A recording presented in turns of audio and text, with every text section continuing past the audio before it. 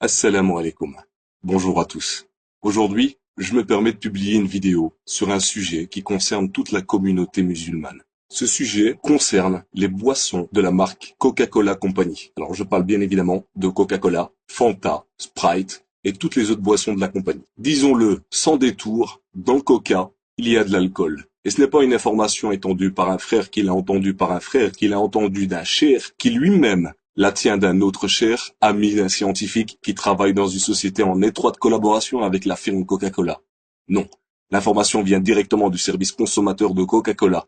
Et elle ne date pas du siècle dernier, elle date du mercredi 11 juillet 2007. En réponse à l'un des lecteurs du site Alkez, qui a eu la bonne idée de contacter Coca-Cola Company, puis de scanner la lettre qu'il a reçue, le service consommateur de Coca-Cola écrit noir sur blanc. C'est avec plaisir que nous vous confirmons que la boisson rafraîchissante sans alcool peuvent contenir d'infimes traces d'alcool provenant des arômes utilisés, entre parenthèses, des supports d'arômes. En effet, la quantité d'alcool présente dans nos boissons est toujours très faible et en tout cas toujours inférieure à 1,2 degré d'alcool présente dans nos boissons, soit 1,2% en volume.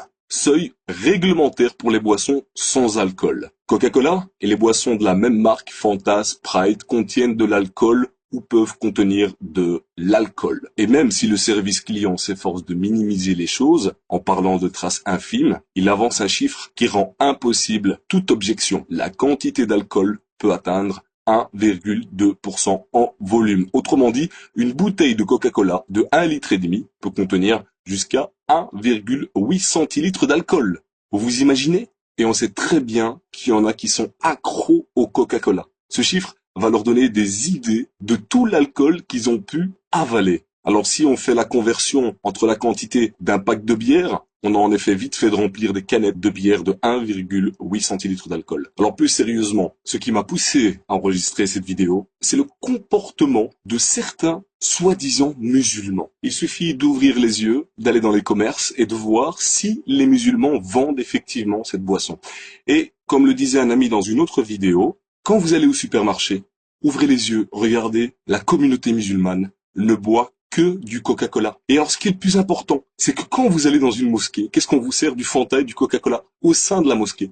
Alors, à part le fait qu'il y a de l'alcool, sachez que boire du Coca-Cola, c'est financer, je dis bien, aider le gouvernement israélien à tuer chaque jour des Palestiniens. Vous imaginez le nombre d'argent que vous avez pu donner dans votre vie à la compagnie Coca-Cola. Pour ma part, il est inconcevable de donner 1 centime à Coca-Cola ou à toute autre société ou entreprise